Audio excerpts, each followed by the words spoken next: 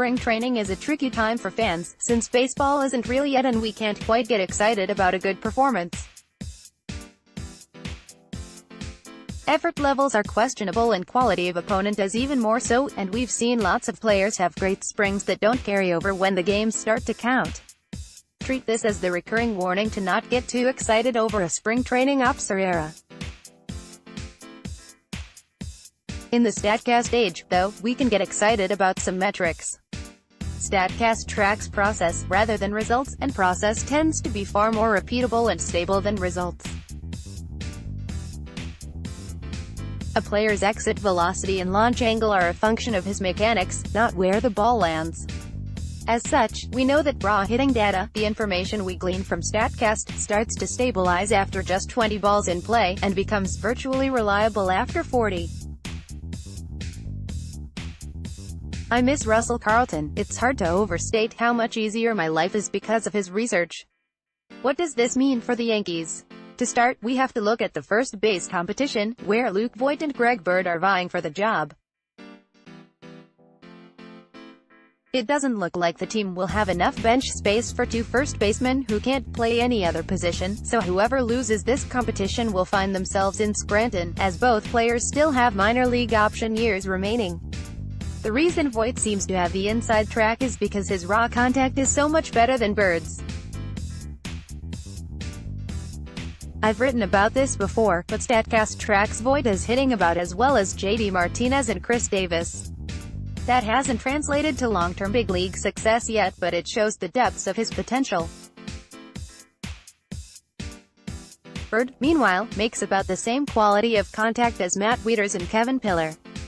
Quality of contact isn't the only tool in a player's profile, of course, but it is an awfully big one, and Bird just gives up so much to Voit on contact quality alone.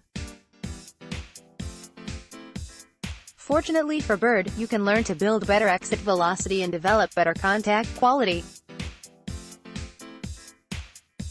This is what JD Martinez did, rebuilt his entire swing from the ground up and became one of the league's best hitters.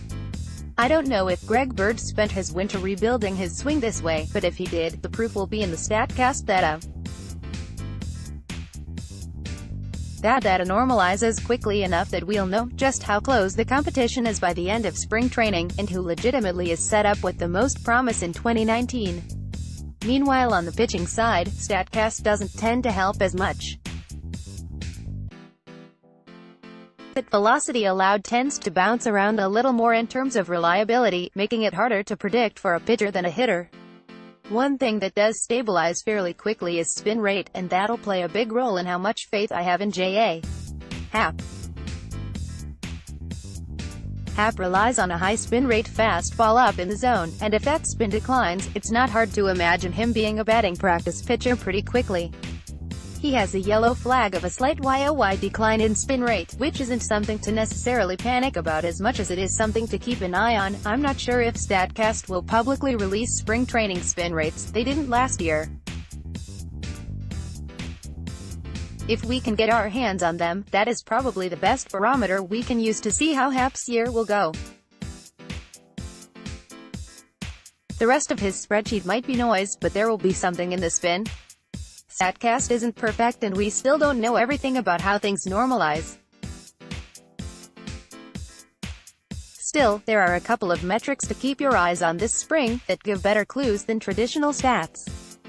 Fake baseball might just be able to give us some real insights.